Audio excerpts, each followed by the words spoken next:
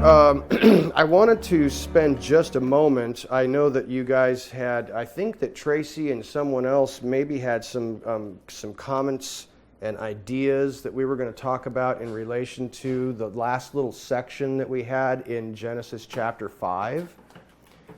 There's not, I don't think we'll spend very much time there, but just a couple of minutes. So this last section in Genesis chapter 5 is regarding the Lamek and, that little story with Lamek and what happens to him. Now, I made a statement last time that I thought that there was a certain amount of emptiness involved in this passage. This is the line of Cain, by the way. So we know that Cain he's cursed in relation to himself. When the curses came down from Adam and Eve sinning, Adam and Eve didn't get cursed. The ground was cursed and the serpent was cursed, but Adam and Eve were not. But now a curse has actually fallen upon Cain himself. And we also talked about what is a curse. And that a curse is essentially when your life is just running like with no grease in the bearings, no oil in the chassis, so to speak. So in Genesis, I'm sorry, am I in Genesis 5 or am I in 4? Okay, sorry, I thought I was in 5. This is the end of chapter 4. I apologize. So Cain, got himself a wife. Now, of course, a lot of people have always asked this question, and John was just asking me earlier, where did Cain get his wife? That's I put a little smiley face there because that is a question that comes up a lot of times, and there's no good answer. I mean, it could be that he married one of his sisters, that Adam and Eve had some girl children, and he married one of his sisters. That would be a violation of Torah. However, it has to happen some way. Now, there is also speculation that, and I don't know, this is rather complicated and complex, and I don't know how it would work out, but it certainly would not trouble me too much if Adam and Eve were representatives of a greater number of people that God had created. And that Adam and Eve were not necessarily the first and only two. It could be, and the rabbis and Christian scholars have speculated that maybe God created different, smaller groups of people around, and Adam and Eve were like representatives, so that he was going to use to fill us in on what's going on. So take your pick. I don't really know what to say about that. It's pure speculation. But a lot of people ask, so I just thought I'd throw it out there. Now, we were taking note of this poem that Lamek wrote or spoke. What do you make of this? Do you know the story? There is a backstory, but it is from an extra-biblical account in the book of Jared. Are you guys familiar with that? I'm sure that many of you are. Derek, do you know it off the top of your head? Do you want to tell us? I was listening to the book of Jasher. And, Jasher, sorry, not Jared. I was thinking that's a real book too. Yeah. But, this is just recently, like last week, and it talked about how Lamech's son was younger, and they went hunting, and they saw Cain far away, but they thought it was an animal. So he shot him, killed him, and in anger, I guess, or something happened, and fumbling happened, and so Lamek killed his son. And so also Lamek was really old, so he didn't have good eyesight, and that was kind of what led to a bunch of confusion and death. And so that's when he's pleading with his wives to, like, hey, I'm old, I didn't see, and this stuff happened, and it was unfortunate. Yeah. There's something weird going on there. That's if you've read the book of Jasher, it's got some very, very interesting stuff. Lamek is old and he can't see very well, and his son is saying, "Hey, there's an animal over there. Raise your bow 30 degrees. Pull back full strength. You should get a hit." And he ends up killing Cain. And when he found out what he had done, he smacked his hands together in anger, but his kid's head just happened to be right there.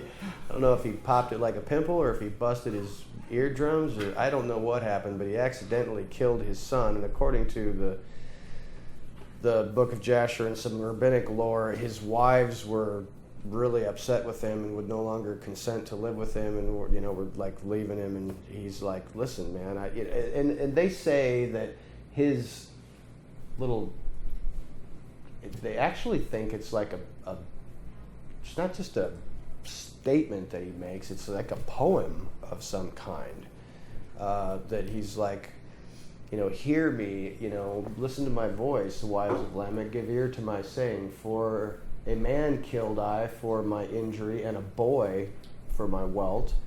As sevenfold is the avenging of Cain, then 70 and 7 is Lamech's. So why would he say that if Cain is avenged 7 times and then 77 for me? What does he mean by that, Angela? I think I heard somewhere that when he says Cain will be avenged 7, that it's in the 7th generation. Yeah, I think we mentioned Cain's that. line will be wiped out. And when Yeshua says, "Forgive your brother," how many times should I forgive? And he says 7 times.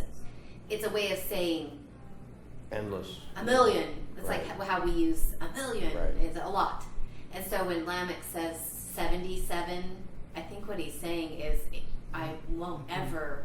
It was an accident. So if Cain is avenged in the 7th generation, then I will never be avenged because I did this on accident. Yeah, That was the that's, only guess I had. well, and that's a common interpretation that he's saying. Look, Cain. I think we talked about this last time, that Cain, when he killed his brother, he may have indeed been unaware that striking his brother would kill him. There is that possibility, that it was an unintentional murder. I don't know about that. It does say that Cain is a murderer. It doesn't say he was a manslayer. He was a murderer. So that could be, though, because he attacked his brother in anger with malice aforethought. Not because he was necessarily innocent, but perhaps he didn't know that he would kill his brother if he struck him in a certain way or in a certain place or with a certain object. I have no idea. Keith? Well, after his brother fell and he realized he died, then the reaction or whatever was in his heart, the remorse, Yeah. God probably knew that much. Yeah, and he did get exiled.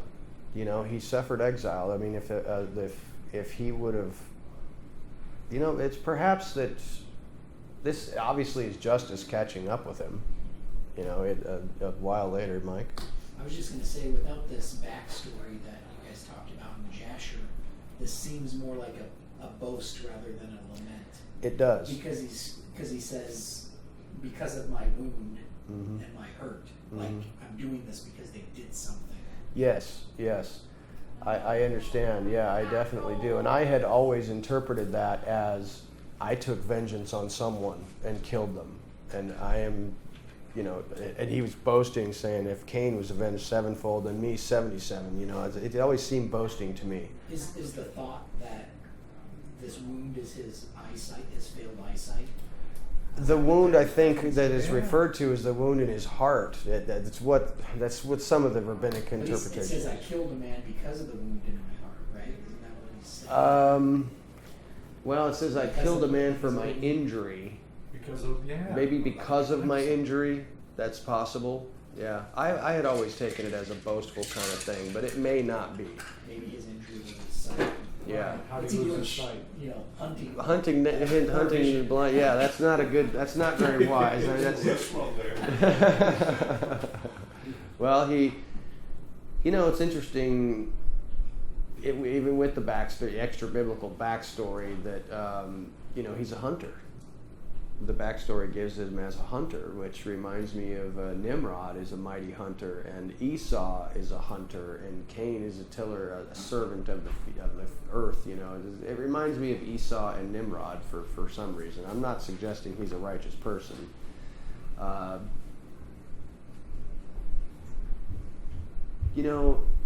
What else occurs to me is that when you talk about the curses that come around in the book of Deuteronomy, that the curses last for how long? They can go to the third and the fourth generation, for those who hate him. And it's possible that the curse that was on Cain was being passed down to his own descendants because of his own rejection and rebellion of God. There's something else in the Torah that says, just off the top of my head, that says, and if you don't do these things, then I will curse you 7 times Right. that. So it's like even multiplied. Right.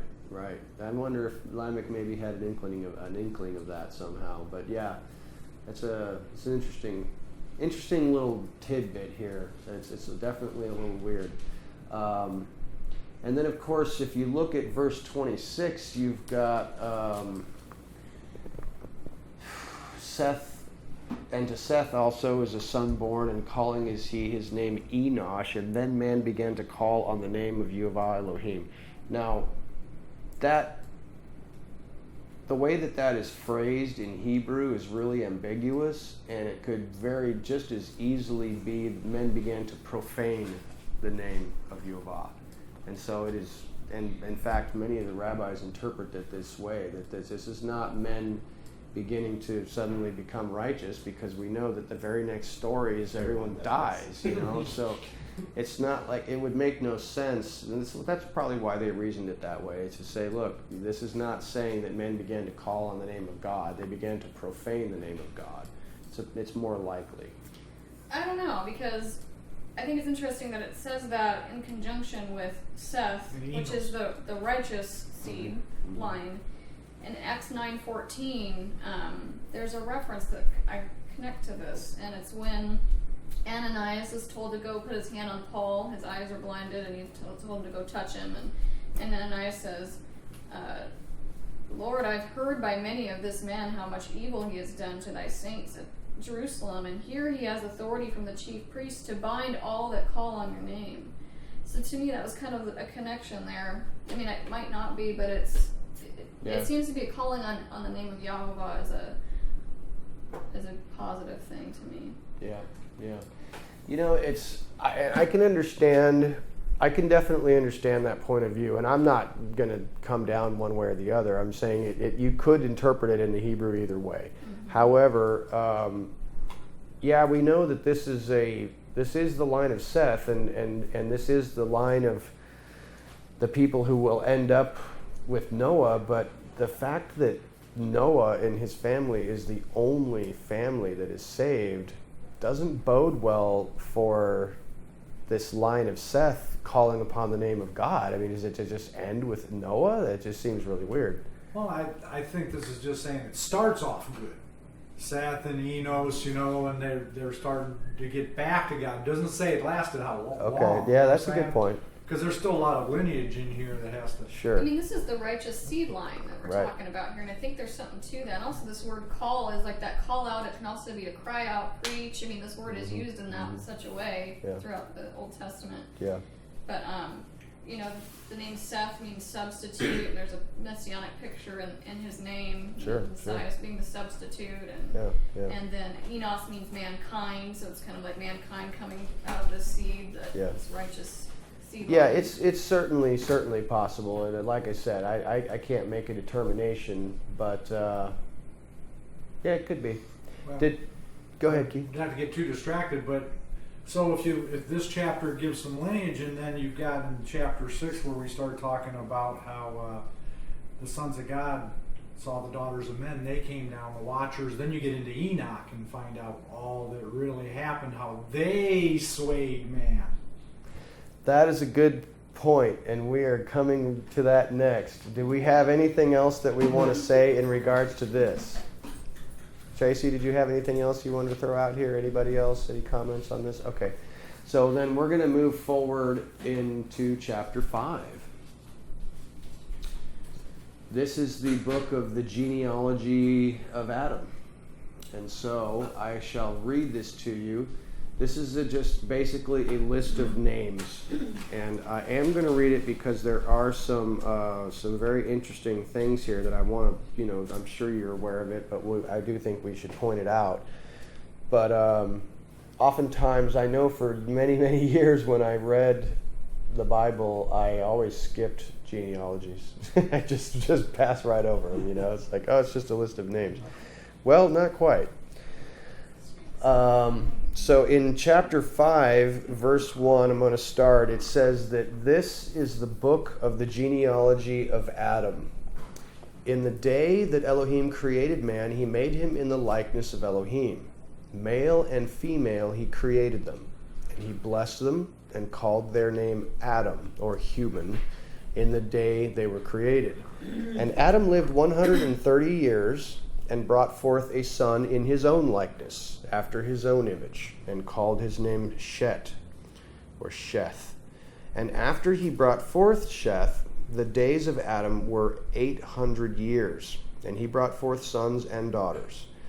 So all the days of Adam were 930 years, and he died.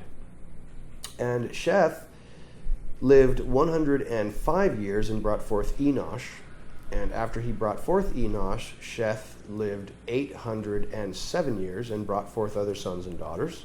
So all the days of Sheth were 912 years, and he died. And Enosh lived 90 years and brought forth Canaan.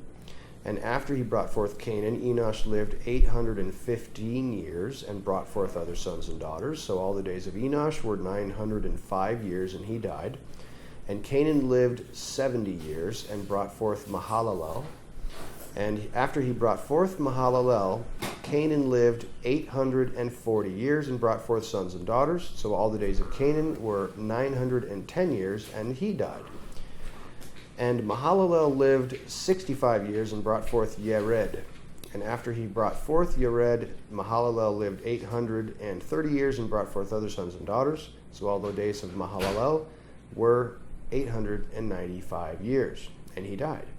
And Yared lived 162 years and brought forth Hanok, or Enoch. And after he brought forth Hanok, Yared lived 800 years and brought forth other sons and daughters. So all the days of Yared were 962 years, and he died. And Hanok lived 65 years and brought forth Methuselah. After he brought forth Methuselah, Hanok walked with Elohim 300 years and brought forth sons and daughters. So all the days of Hanok were 365 years. And Hanok walked with Elohim. Then he was no more, for Elohim took him. And Methuselah lived 187 years and brought forth Lamek. And after he brought forth Lamek, Methuselah lived 782 years and brought forth sons and daughters. So all the days of Methuselah were 969 years, and he died. And Lamek lived 182 years and brought forth a son and called his name Noach, saying, "This one will comfort us concerning our work and the toil of our hands, because of the ground which Yehovah has cursed." And after he brought forth Noach, Lamek lived 595 years and brought forth sons and daughters. So all the days of Lamek were 777 years, and he died. And Noach was 500 years old, and Noach brought forth Shem, Ham, and Japhet. There you go. That's the whole of the genealogy of Adam. For how many generations is that?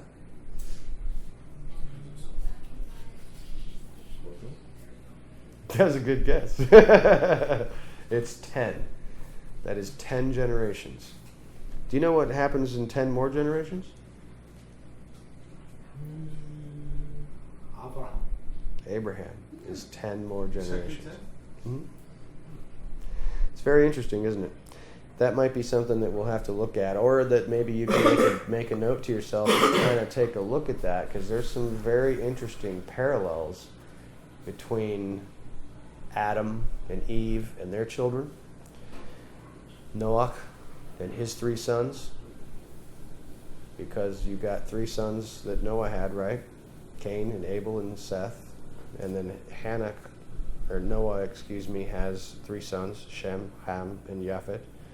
And then Abraham is 10 generations later and has how many sons? 2. However, it's interesting because the rabbis count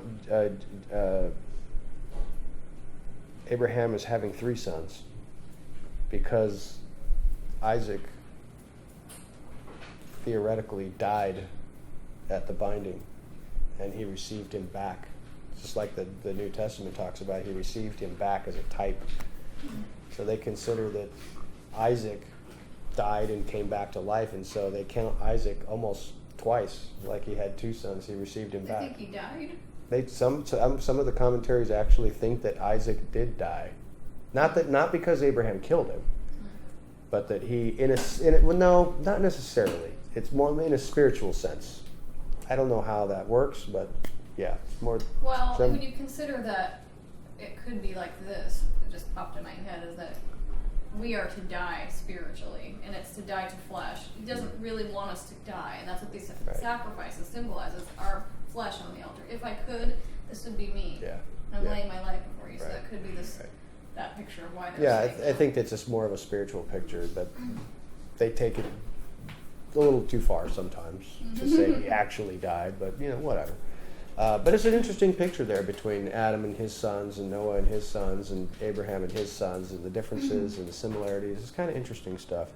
But in regard to this, I have just a couple of notes. I mean, it is a big list of people who lived and died. And one of the things that I think is really interesting here, and I think is really powerful, is that we need to take note that it says that in the day that Elohim created man, he made him in the likeness of Elohim. But then when it talks about Adam, he brought forth sons and daughters in his own image. What do you make of that? There's some distinct language there, which I think is calling our attention to something rather profound, that Adam was created in the image of God, in the likeness of God, but Adam has sons in his own image and likeness. What do you make of that?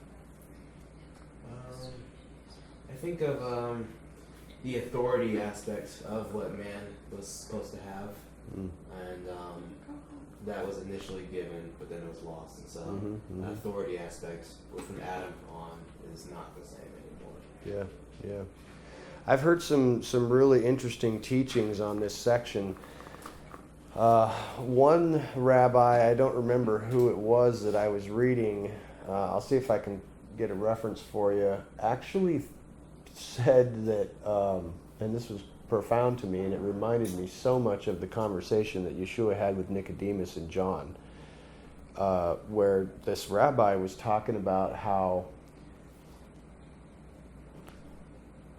he brought forth in his own image and likeness, which he had been infected with death, and that death was passing along his sons. Just like Paul says that we inherited death from Adam. That's what I was going to say. And so that him creating his children in his own image and likeness, he's passing along death. And that this is where the idea comes from of a spiritual rebirth, which was very strange to hear a rabbi talking about that, an idea of rebirth. And that Yeshua, when he's talking to Nicodemus, says, you must be born again. And when Nicodemus seemed ignorant of this, he was kind of astonished and said, are you a teacher in Israel and you don't understand what I'm talking about? And I think that one rabbi that I read was kind of pointing to this and saying this right here is an indication that we inherit death and we must be born again somehow. We must be, he actually used the phrase born again, rebirth or something. And I was like, that is a really strange thing, because that's exactly what Yeshua said to Nicodemus, and he was stunned that Nicodemus didn't get it. Is it that same rabbi that you were reading also about marriage? No, it's, I believe it's in my stone chumash, because there's all different rabbis in there. There's 50 or 60 of them, frankly. Kind of get lost track of who's who. But interesting insight there. I think that this is an indication that death is passing, and that Adam is creating sons in his own image, in his own fallen image, and that this is the first indication, and that we need to be born again, that we need to have renewed life. You know, that's the image of the whole genealogy is the fact that they live so long and they die. Yeah. They live so long and they die. Yeah. Well, Death. Just that's I think one of the things that this rabbi was picking up on is just like he died and he died and he died. It's a process of death. That's what Adam brought. Yeah, absolutely. So you can see Paul, being a brilliant rabbi, I think was also touching on this, saying that we inherit death from Adam, and that all death reigned from Adam until the Messiah. It's interesting though. There's somewhere. Who was it? Was no more. Was it? Oh, Enoch. Yeah. He was no more, so he was taken up, right? Like one of the three. Yes. I never fully can imagine what that means. Just like being up, Scotty, or or out of the definitely. Out of the body, or, Well, you know what? I think how an indication regarding that is what happened with Elijah. Excuse me. It says God took him, but in the book of Kings, when we hear the story of Elijah, we actually have some visual imagery that goes along with it. And I considered for a time that maybe he walked with God and then he was no more because God took him. I had always thought maybe he just disappeared. I don't know, or maybe he just dropped dead, bam, for no apparent reason. But that doesn't seem likely, considering some of the other scriptures and the book of Enoch itself, which talks about him being translated, and that he went up to heaven and basically was raptured. He got raptured in a sense. I think that's the first picture of a rapture of a saint. And where might he appear again in history? Well, Elijah, Moses. That's an interesting question. And when is he going to pop up again? Some people have speculated that he's one of the two witnesses, who show up in the book of Revelation. Who knows? I don't know. It's a curious question. But wait, Keith, were you wanting to say something? I was going to touch on that before you said, about the book. I was going to tell John, and he wrote a best-selling book, and it's all about his travels. Yeah. He explains everything that he saw and the way he could explain it. Yeah. In his own language and writing the way he perceived it. Yeah, if you haven't read the book of Enoch, I certainly suggest it for nothing other than just... Can I add that it fills in, it talks a little bit about this thing right here where when we get to chapter 6, Yeah. Enoch talks about the watchers and the fallen. Right. The fallen angels that did some things and giants. Yeah, And all that. So yeah. he touches it. Absolutely. Tracy? I was just gonna mention about what it might mean to walk with God, like why. Yeah, I had a walk with question Him. regarding that. I have notes on that, but in the next section, because it talks about Noah walking with God as well, so I was going to compare and contrast that. So you want to just hold on to that for a sec? Okay, we're going to come right to that, and there's more on that, obviously. Enoch, I don't know what else to say about Enoch. I mean, there's certainly some mysteries there, and like I was going to say, if you haven't read the book of Enoch, it's certainly an interesting read. I mean, the very first opening chapter talks about the return of the Messiah, in such identical language to some of the Gospels and such, in the book of Revelation. It's really uncanny. Very, very fascinating. And that somehow he was indeed translated, went up to heaven in some way, shape, or form, and that he walked with God. Just take note that he walked with God, because it actually talks about the same thing with Noah, and then it also says something similar and yet different with Abraham. And we'll discuss that briefly in just a minute when we get to chapter 6. I wanted to show you briefly, I know that many of you have seen this already, but if you hadn't, I just wanted to kind of point out to you. I think Pastor Mark Biltz brought this out, and many other Messianic teachers, since, in the Hebrew Roots movement, they're always studying the Hebrew meanings of things, and this just came out. I had never seen this before in all of my days in Christianity. I had never seen anything like this. But if you translate this list of 10 people from from Hebrew into English, yes, I want to point out to you one thing. You know that Hebrew words can actually have multiple meanings. So, and I had to do some research on this myself just to see, is this actually true? Because I didn't want to just throw this up there and say, oh, look at this cool little thing that you can find if you look in your Strong's Concordance, and then have somebody look in their Strong's Concordance and go, that name doesn't really mean that. Well, it actually does in some of them are just straight up, yeah, that's the first thing you're going to see in your Strong's Concordance is a direct translation, and it's going to line up perfectly. Others are not. Sometimes your Strong's Concordance is going to show you it's a person's name. It doesn't really give you the meaning of the name. It'll just say this is the third descendant from Noah. It doesn't really give you a name meaning. But you got to remember a couple of things. A, that Hebrew words mean more than one thing. That's a very important thing. And two, a Strong's is not a dictionary. To remember that the Strong's is not a lexicon. It is not a dictionary. It is a concordance. So, and they do give you a brief definition as a favor to you, but you don't necessarily want to rely on a Strong's Concordance to get definitive answers for what a word means.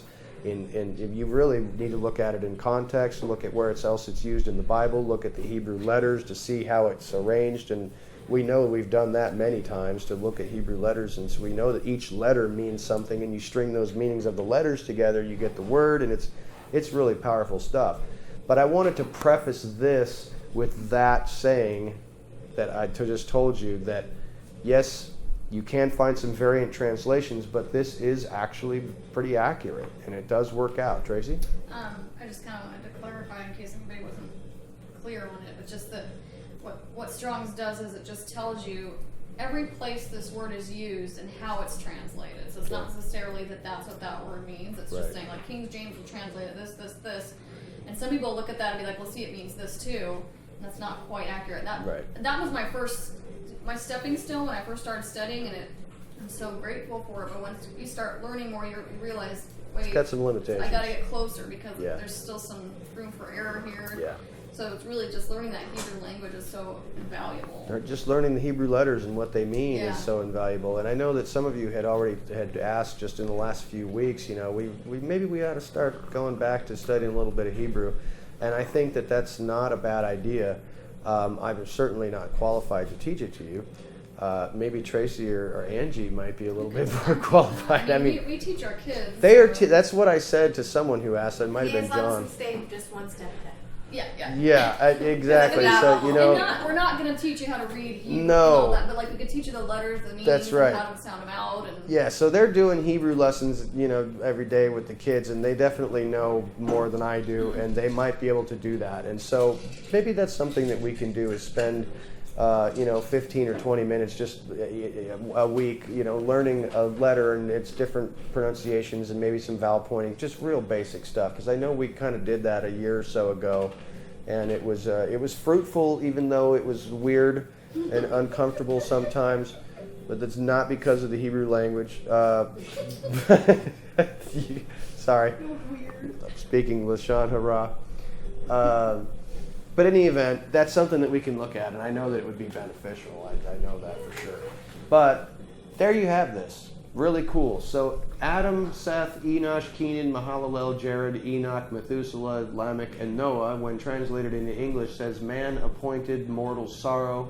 The blessed God shall come down teaching. His death shall bring the despairing rest or comfort. That's pretty stunning stuff. That the names of these people, when you translate them into what their names mean, is a clear as a bell picture of the fall of man and his redemption through the Messiah. That's amazing. That's stunning. I could not believe it when I saw that the first time. I thought, well, there is meaning in these list of names.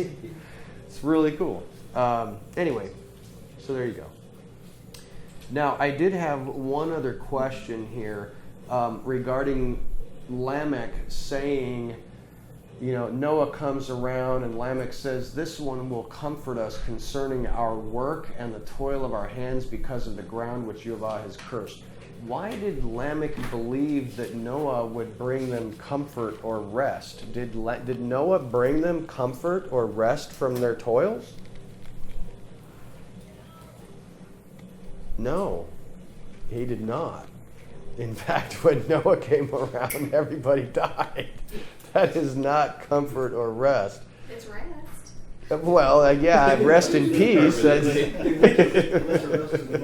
to have to work anymore. That's a dirt nap. That's not the rest that I think they were talking about. Here's a couple of things. Some people have taught that Lamek, the father of Noah, had a shadowy, in an image, in a mirror darkened, kind of a premonition, or a prophetic word of wisdom or knowledge or some type of prophecy or something, that he saw rest coming, but that he misinterpreted, he misunderstood, that he believed that Noah was going to somehow be a type of salvation for the world, but that his vision of what was going on was not clear, and that he was actually way off in his timing, but he did see someone is comforting, bringing rest, and he just thought it was Noah, and he got it wrong. There's also an idea among the rabbinic folk that Adam, because the ground was cursed because of Adam, they had a belief in these days that when Adam died, the curse on the ground would stop. That somehow this curse of the ground was connected with Adam. And if you look at the records, the genealogical records, and you count up the years that people lived, when Noah was born, he was born just after Adam died. And so they believed that, and Lamek seemed to have believed that maybe this curse was connected to Adam, and that when Adam died, the curse would pass away and the ground would no longer be cursed, and that Noah was going to be a fresh start. Well, in a sense, Noah is a fresh start, but not in the way that they were hoping, I think. A fresh start is in flushing the toilet. That's a fresh start, but it's not a good one in a sense. So did anyone else have any other points that they wanted to make or discussion about this? We are going to talk a little bit more about Enoch in just a moment in regards to chapter 6, but I think that if we got nothing else from this other than just translating those Hebrew names into English and seeing the picture of the fall and the redemption of the Messiah, that's pretty powerful stuff. But remember also about the image and likeness. It's also a profound principle that I think is very applicable. So I'm going to move forward to chapter 6. And here's what we have in chapter 6. Callan, Yes, ma'am. did you guys talk last week about how wasn't Lamek the seventh generation, and they paused and had that little story about him on the Cain side, and then Enoch was the seventh generation. There was That's what's interesting. We didn't discuss that because I didn't really have much to say about it. I did note that in my studies that apparently the flood came in the 7th generation of Cain, but in the 10th generation of Seth and Adam's line. What does that indicate to you? If it's only 7 generations for Cain, but 10 for Seth and his line, what does that indicate? Fruitfulness. There's more fruit bearing. There's more child There's that bearing. story about on Cain's side, the women were drinking that thing so they wouldn't have babies, so they could stay all. Now, where'd you get that from? Is that Rob Skiba? No. I think that was in Jasher too. Yeah, it's in Oh, okay. Sorry. I didn't mean to impugn you. No, I meant that in the genealogies for both Cain and the other side, it pauses at the 7th one. Yeah. There's something. Yeah. different that happens. It's not just he lived, he had those Yeah, he died. yeah, I definitely see that with you know what's interesting too is they're both named Lamek. Well, no, because Lamek isn't the seventh. I meant Enoch. Enoch is Oh, the seventh. so and Enoch he and Lamek. walks Okay, with yeah, God, sorry, and I Lamek got. was the seventh, and he Yeah. says his little son. Right. Yeah, that is interesting. I don't know do you have any insight into that? No, I knew you were looking at that, and I wondered if you. I came up with didn't some really, I compare. wasn't able to come up with anything, but it is curious to me that in the seventh generation, the narrative stops and somebody says something interesting happens in the narrative at the seventh generation. And the seventh generation of Cain, Lamek has this poem or whatever about killing some dudes. And then in the seventh generation of Seth and his line, you've got Enoch walking with God and then disappearing. So yeah, it's curious. I didn't know what to make of it. If you guys have any kind of wisdom or insight regarding that, I'd love to hear it. Well, you can kind of see that the picture of the two, like the murderers and the ones that walk with God, and regarding what it means to walk with God that we're going to talk about. That's a good point. Yeah, good point. Bad seed, good seed. Yeah, absolutely. What is your take, by the way, why Enoch is not in the actual Bible? Do you think it was because it is mentioned in I absolutely think it was, yeah. in the New Testament? I absolutely think it was, yeah. Yeah. As to why it was taken out, well, in the Catholic Bible, it wasn't taken out. It wasn't? No. That's interesting. The Catholic Bible has some of those. I know I know that's true, but 67 books. in a Catholic Bible, those books are stuck in there as I don't know. I don't know enough about But Catholic doctrine. Is he not part of the Apocrypha, though? I believe it is. I would say you have to buy it as a second. It's a separate book. But isn't it in the middle of the Catholic Bible as the apocryphal work? The structure. I thought it was. I could be wrong. Okay. But you can look in the Rose books, and they show the layouts of the different Bibles. They'll show Okay. you all the books, so we have to look that up. Yeah, I have to look into that because I'm not really sure. But I know that the Catholic Bible has a bunch of apocryphal works in the middle, but the Book of Enoch is not one of them. That they didn't include that in the Christian or Messianic. You know, I think. Any of those books. I think, frankly, and if you've studied the Book of Enoch at all, I don't mean the book itself, but the scholarship around the Book of Enoch, its pedigree is questionable. Pedigree, what does that mean? Meaning they don't have really ancient copies of the book. In fact, well, that's a good question because I have not heard. I have heard that fragments of the Book of Enoch were found among the Dead Sea Scrolls. But it's not enough because the copy that we have now was put together in like 18 or 1700s, and I don't know where where that manuscript is. That is no longer in existence. So when I say the pedigree of the Book of Enoch is questionable, we don't have very many copies that are old. In fact, I don't know that there are any that are old except for maybe fragments that they found in the Dead Sea Scrolls. So as far as that's why I think Bible scholars have not put it in your Bible is because it cannot be fully verified. I don't know what else to say about it. I mean, does anyone want to take issue with that? I mean, I think it's an awesome book, and I think it's full of great wisdom and interesting things, but I can't say, is this the Word of God? I don't know. I think ultimately, all the books, even that are in our known Bible today, if they've got to line up with the first five. Yeah, Right? absolutely. I mean, that's the rule that God set down in Right, Deuteronomy. right. And I don't know the Book of Enoch well enough to have compared it to the Torah. And I mean, it's full of fantastical things, which, it doesn't give you any commandments about, what you should do or not do necessarily, but it's just stories that tell about extraterrestrial things. It's very, very interesting, very challenging also. I heard that there's like 3 books of Enoch. And Yeah. The last 2 are the ones that really have their issues. Mm-hmm. The first one, I think I might be wrong, but I feel like the first one is the one that's more verified. There is a difference. I do know that there are different translations of the Book of Enoch, and I think it is the earliest one is the best translation with the best pedigree that they have. But even that is not fully awesome, because we've got copies of the Torah almost in their entirety found in the Dead Sea Scrolls, which predate Jesus by 1,000 years, and all of these different codexes of the New Testament, that go back to 300 AD or something like that.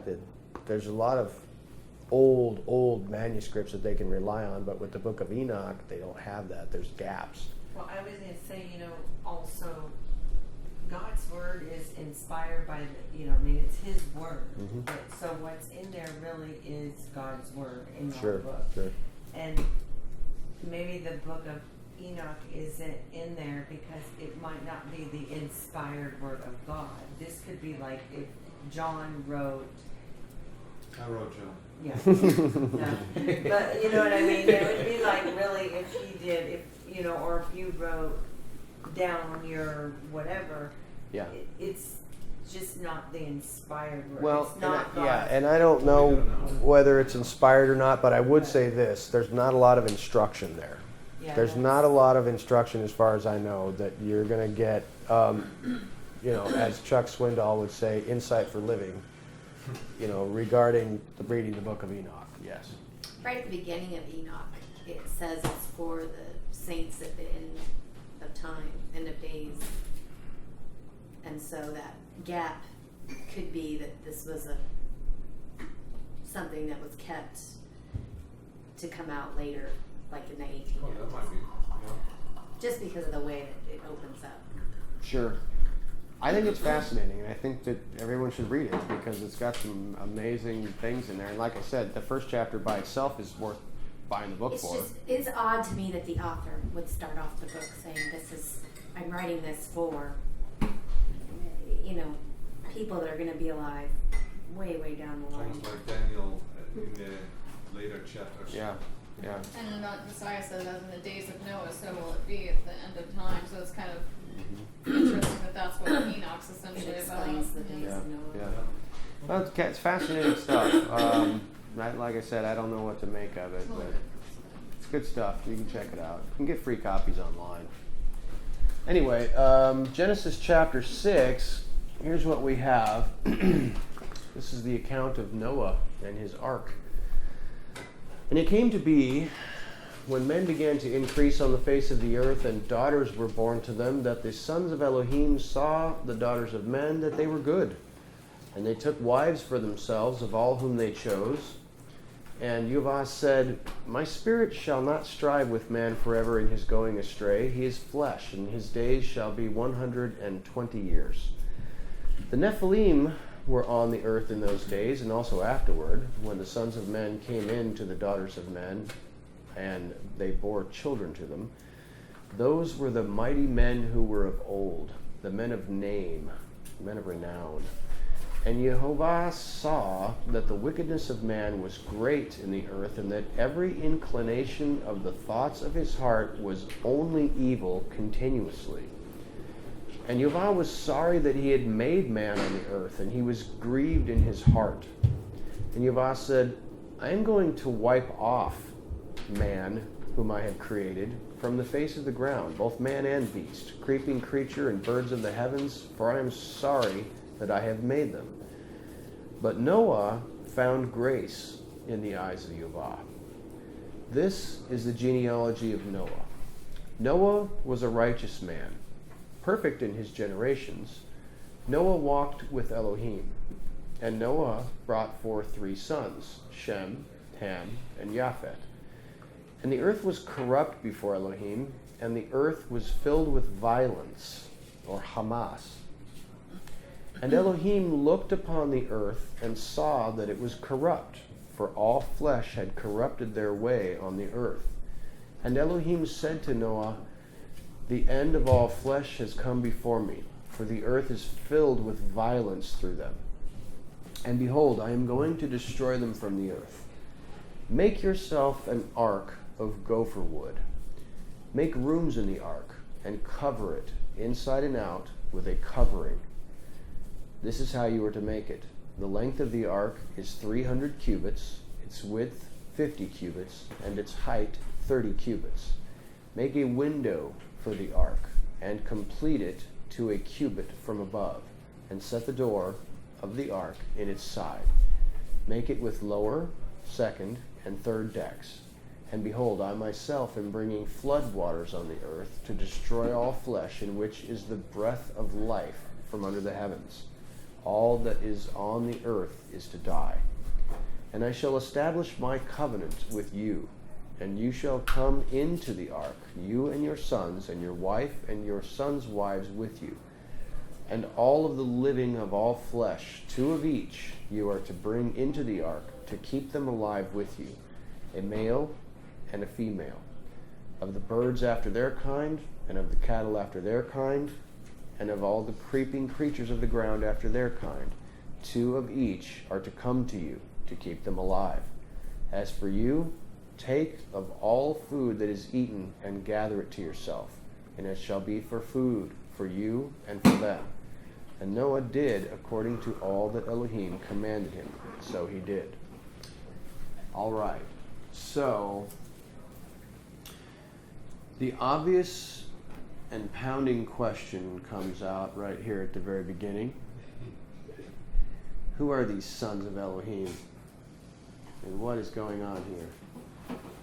And I think I want to ask you a question. I know that we all have heard for a long, long time, that these are fallen angels or something like that are coming down and cohabiting, taking women, whoever they chose, and began to breed with them, and their children became the Nephilim, which were giants.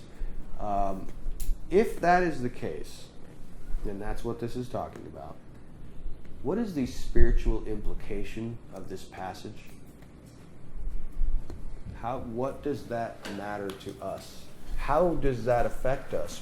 How does that affect your life? How does that affect your insight into living on this planet and relating to God and relating to spiritual things? Tracy.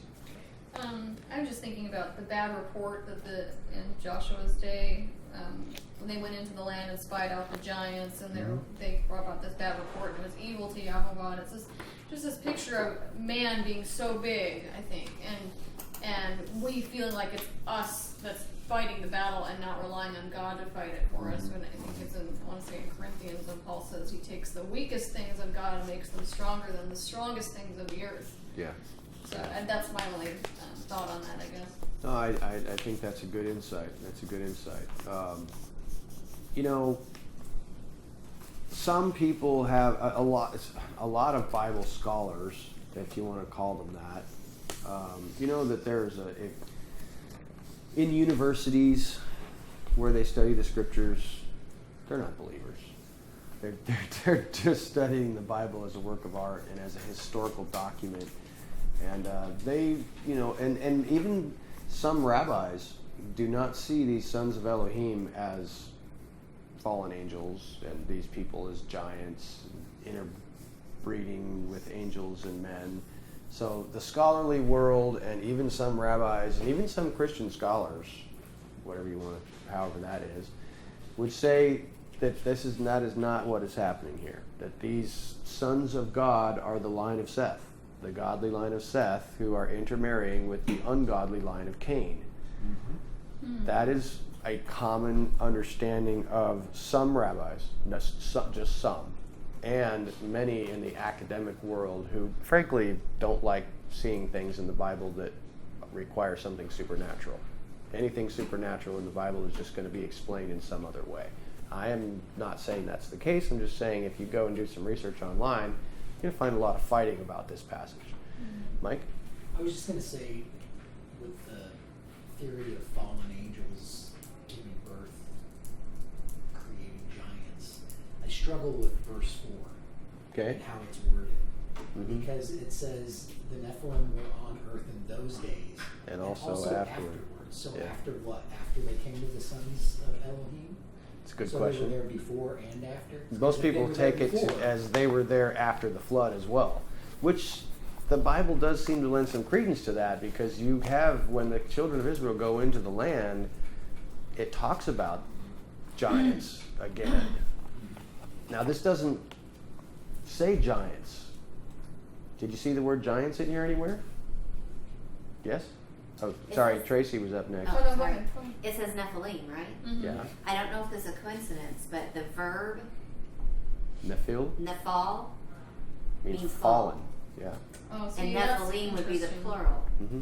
The fallen That's ones. interesting. As for what that means, I don't know. Well, it's almost like the garden again. Yes. It's like in comes this one that has left his proper abode and has created a problem, a big problem for Adam and Eve that happened in the garden, and now it has happened again.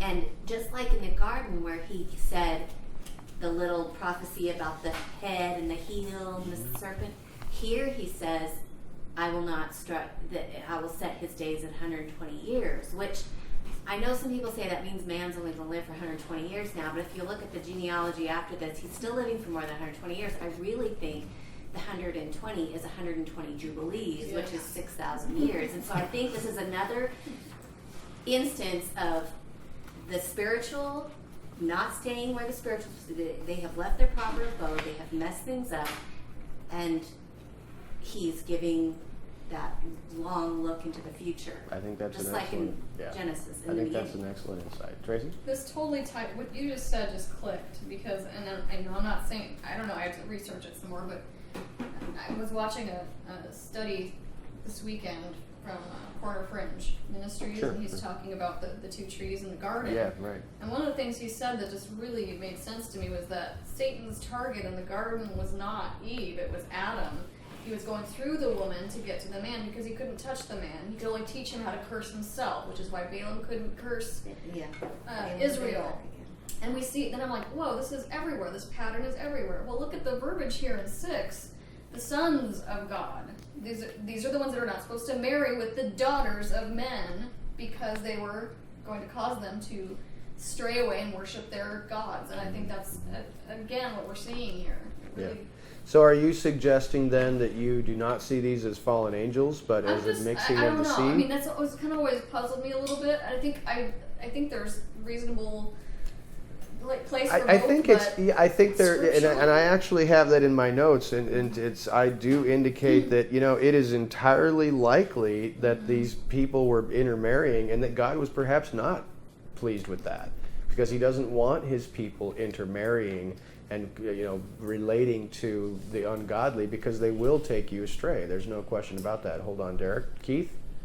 Well, but if this was just basically, you were saying the lineage of men mating with other women, that just how the relationships were built, and why all of a sudden do giants pop into the picture?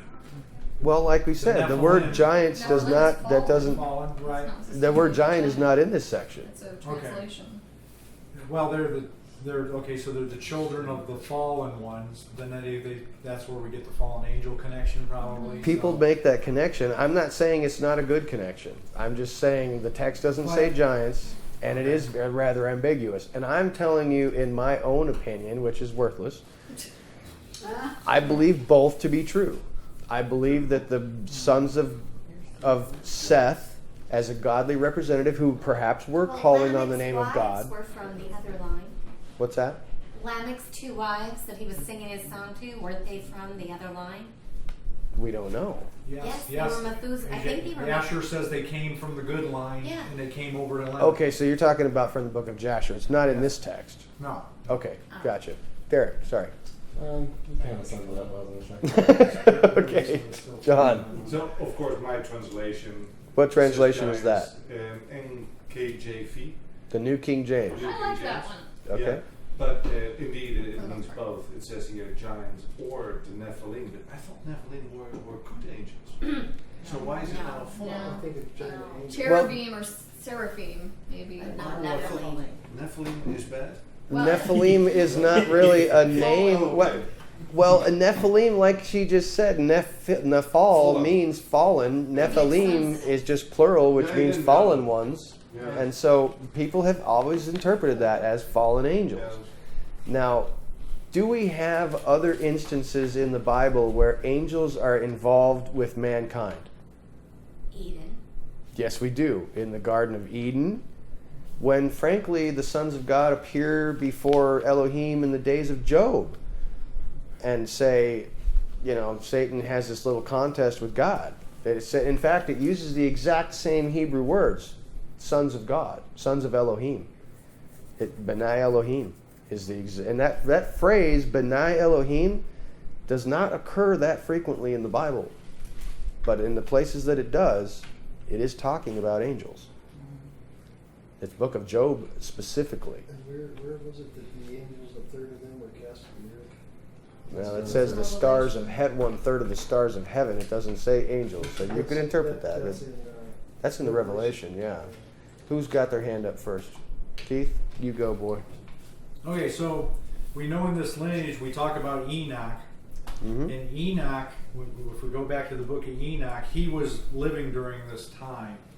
I guess he saw some of this. I would assume so. Okay, because he records in the book of Enoch about the 20 watchers, which were these angels or these messengers that were supposed to keep an eye on the men, and how there was 20 of them and they were captains of 10 each. Mm-hmm. So that meant there was 200 altogether that strayed, went down.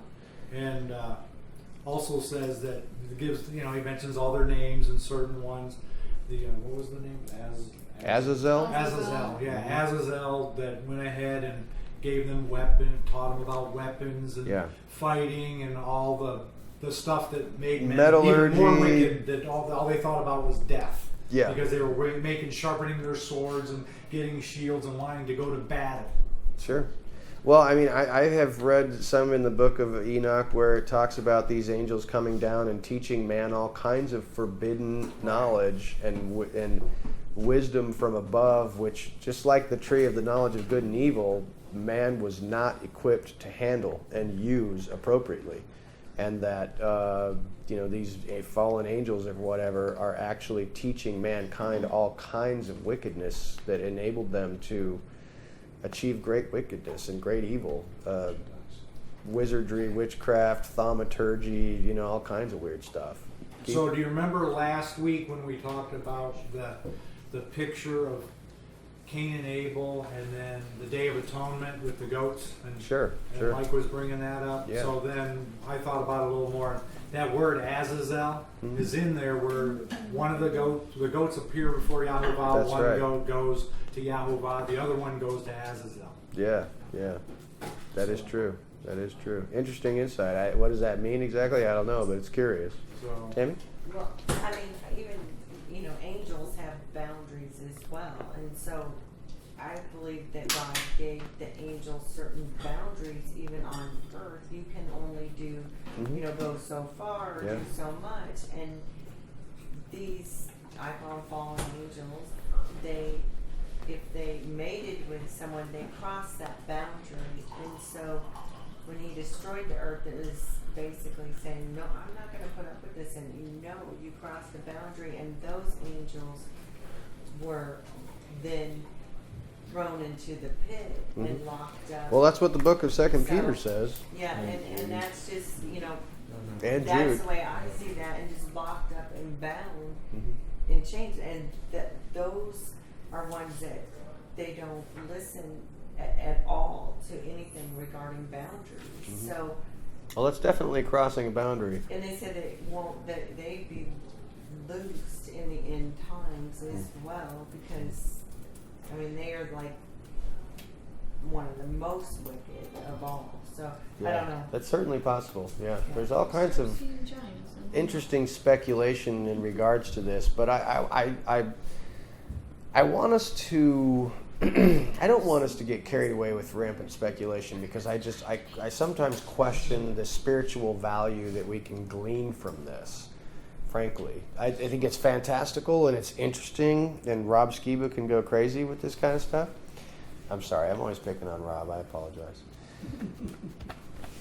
and it's certainly fascinating. But I want to just say, what is the spiritual benefit to us to understanding what is going on here? And I think, perhaps, that there are a couple of things that we can take away from this. One is that, when you guys know much about mythology, anyone's, doesn't matter, whether it's Greek or Roman, Chinese, Scandinavian, Norwegian, German, doesn't matter. They're all the same. Dutch, doesn't matter. They're all the same. All mythologies of all races and creeds and colors on this planet have origin stories which are very much identical. The Greek mythology with their demigods, and some god came down and slept with a human woman to create a child that was a demigod or half man, half god or something like that. Every culture on the planet has the exact same story. And that the Greeks have all of these weird half human, half god-like fallen angel type creatures that are ruling the planet, and men are completely at their whim, and that they're worshiping many of these creatures. They believe, you could talk to some of them today, they believe that that is not fake. They believe that that is real. This isn't just stuff that our ancestors made up in the Iliad and the Odyssey and in the writings of Homer. They believe that this stuff is real. And frankly, I do too. Even Homer has some good stuff, especially in the beginning. Yes. It goes fantastical in the That's second right. part. And and you can look at Herodotus and different ancient Greek historians. They record some of this stuff as history, not mythology. And I think it is very possible that these men of renown and these fallen creatures are what you are looking at in Greek and Roman mythology and all of the different mythologies. So that is the history of this planet before the flood, that there were these Greek gods running around, running amok. Well, they weren't really Greek gods. They weren't Greek gods. They were human and angel hybrids, perhaps, that were... This is where all of this mythology comes from, is this section right here. This translation says, when it's talking about those, it says they were heroes. And you got to keep in mind that Moses is writing this down when, like the 1500 BC or something. Yeah, this would have been 2,000-3,000 years Okay, so when afterwards. Moses is writing about this event, it says they were heroes which existed from ancient time, the men of name. So it may be that Zeus... In Moses' day, they knew who he was talking about because they had just come out of Egypt. Egypt has the same types of things. Horus and Isis. And, yeah, absolutely. Mike? I think ultimately we got to know that Satan is a copier and a counterfeit, right? Yes. So, that is my primary where I'm headed with this is... I totally thank you for bringing me back, Mike. If you want to elaborate, you carry on. I was just going to say that, ultimately it was God's plan to have a human bear his child to come and save us. Yes. Right? So Satan is aware that he can counterfeit these things. And absolutely. anything he can do to distract us or take the eyes from what God wants. Right. And try to imitate it in some perverse way. And that's the beautiful thing right there that we need to always remember is that Satan will imitate and corrupt and destroy the things that God does. God does not imitate Satan. Satan imitates God and destroys all of his works, tries to.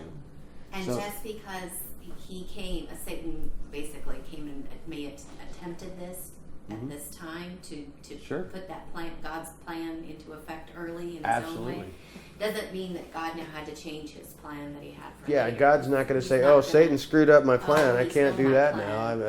That's not going to happen. So, it makes perfect sense to me that, do you think Satan knew the plan? Absolutely, I think he did. He knows it better than we know it. I'm sure he was around, in enough places where there was prophecy given, and he understood these things better than we did. He knew what the plan of God was. He knew that God was going to come down in the form of a man to rescue and redeem his people, and that he thought, well, I'll do the same thing. I'll plant my own seed. I'll create my own gods, God-men, to come down and screw up God's plan. That's always his plan, to still kill and destroy. That's a lot of people that deny Messiah, I think, look to these mythological stories and say, see, these were around before he was ever on the face of the earth. And it's because these things have been written from the beginning. And let's not forget, in the stars, which is what those heathens would do, is worship the stars, whereas this is God's plan, as a map in the heavens. Sure. So all of these things have been written since the foundation of the earth. So Messiah, his story has been there since then, and all that they're doing is mimicking this story, corrupting it, and causing people to fall away. Yeah, absolutely, and you're absolutely right. I mean, a lot of people who are not believers will, they'll balk at Well, they'll say the Hebrews stole it. Because the Hebrew Bible's not as old as those stories, so the Hebrews just stole that mythology. Absolutely, and frankly, there's a lot of that going around today, unfortunately, with people who are following God but getting distracted because they're finding that Satan imitates God, and they're tripping over things where Satan has imitated God and saying, well, we need to reject anything that Satan has imitated. Well, if you reject anything that Satan has imitated, you're going to be throwing out everything. Yeah. You can't just say, oh, Satan has spoiled that for us. That doesn't work. You can't do that. You got to be careful. You have to be discerning, but you can't just say, well, some of the stuff in the Bible or some of the stuff that we practice as tradition or whatever, Satan has corrupted. I don't think we can do that. Now, I'm not making a case for, celebrating Christmas or Easter or something, because that has no foundation in the Bible at all. But, for example, some Messianics or Hebrew roots people or whatever will say, we're not going to celebrate birthdays, for example, or Hanukkah, or something like that, because you can trace pagan stuff to. I mean, they'll say things like, well, there's only a couple of references in the Bible to someone celebrating a birthday, like Herod, and I don't remember who else was it. I don't remember the other one, but it's not good people. It was Job's family. Was it Job's family? Job's family. Okay. I don't want us to get wrapped around the axle and trip over this stumbling block of Satan taking the things of God and corrupting them. Don't let them be corrupted in your eyes. Don't let the things of God be corrupted in your eyes because of the devil trying to corrupt, because that's what he does. Who had their hand up over here? Was it Keith? I was just going to say, we just ran all this lineage and we know exactly how many years every one of those people lived, in that lineage. So. Yeah. So someone was keeping track. That's right. We'll keep track of you. Yeah. Sorry, were you saying something, Mike? I just would throw an additional word of caution as to what you were saying, is that, this thought process of rejecting things that we believe are true in the New Testament because they have some sort of pagan origin. Mm-hmm. I'm seeing this even in this movement. Yeah. Right? Like, I know Nehemiah Gordon doesn't claim to believe in the Messiah, but a lot of people that do believe in the Messiah listen to him. Mm-hmm. Mm-hmm. And I heard him on a podcast the other day make this same argument. Yeah, absolutely. And you just got to be careful. Yeah, totally agreed. In fact, I know that, I'm hesitant to bring this up, but I'm going to do it anyway. In regard to this lunar Sabbath stuff that we had talked about for the last month or so. That, as far as I can tell, doing my own historical research, that theory and doctrine came about in the late 1800s from a German Assyriologist who had determined that the entire Bible was fake, except for the New Testament. This was a progenitor of the Nazis. And his whole thesis was he would give lectures. He gave 3 lectures in Germany before Kaiser Wilhelm, and this was just before the rise of the Nazis, to say His lecture was called Bible Babble. And he was lecturing to thousands of people on 3 separate occasions. And this was just 30 years before Hitler came up to power in Germany and started the Nazis. And his whole premise was that the Old Testament was not real, was not true, and that the Jews had made it all up and had imported all of this weird fake stuff from Babylon. And that the Sabbath day and the way that they kept the Sabbath day was imported from Babylon, and that they adopted the Babylonian calendar and in regards to their Sabbath day, and it used to be calculated according to the phases of the moon. That guy was trying to prove that the Bible is not real. And what we have in the Hebrew Roots movement today is some people going to the extent of saying, you know what, the Sabbath day that Jesus kept, that's not the real Sabbath day. And I mean, talk about breaking stuff up, tripping. It's a real trip. It's a real stumbling stone. It's a real stumbling stone because you're. I know that we need to question everything and test everything, but you can go a little overboard and start questioning things that the Bible says. I think you can go too far with that. We got to be careful. Does anyone want to say did someone have their hand up? I apologize. Okay. Regarding this thing about being his days shall be 120 years, I think Angela or Tracy, one of you, said about that's about a jubilee. I think that's absolutely true. And now it is possible. Keith was just mentioning about the years, the number of years that these people lived. Well, certainly possible that these people were living this long because they were hybrids, and that maybe mankind. I mean, it does seem today that you ain't going to live to be 120. That's a realistic thing. I mean, it probably has happened on a few occasions. He's going to live to be 120. 123. 123. Okay. Well, I hope you do. That would be awesome. But it is more likely, I think, that Angela is correct that this is talking about, because it just says 120 periods of time, which I think could very easily be represented as jubilees. Derek. I wanted to go along with that. Well, it's in the commentary of Jasher. It was that 120 years was also a timeline when the flood would come. Yes. And, right. That makes a lot of sense. And so that's another interpretation there. Yeah, I had heard that. I haven't looked at the numbers to see if it lines up or anything, but I have heard that, and that is possible that it was like 120 years later is when the flood came, and that Noah had basically 100. I think the rabbis actually talk about that too, is that Noah had approximately 100 years to tell people, try to get people to repent or something like that. I don't know. Can you backtrack on the Jubilee thing for people that don't understand? Yeah, I was just going to say. Yes, absolutely. Now, for example, that every 7 year is a Shemitah year when you're supposed to let the land rest, right? That every 7 years you don't plant your crops, and whatever grows of itself, you eat of it, the poor eat of it, the sojourners eat of it, and then every 50 years, 49 years plus the 50th year is the Jubilee year. Now, if you count up 120 of those cycles of Jubilees, you come to the number 6,000, which is a very interesting thing because many of us believe, and you can see that it all just lines up so wonderfully because of the 6 days of creation and the seventh day of rest, and that Peter talking about how there's days as 1,000 years and 1,000 years is as a day, and that the history of mankind is approximately 6,000 years long. So that when God says His days will be 120 years, or doesn't actually that word years is times, cycles. So that could very well be referenced as a jubilee. 50 years cycles, and so 120 50-year cycles is 6,000 years.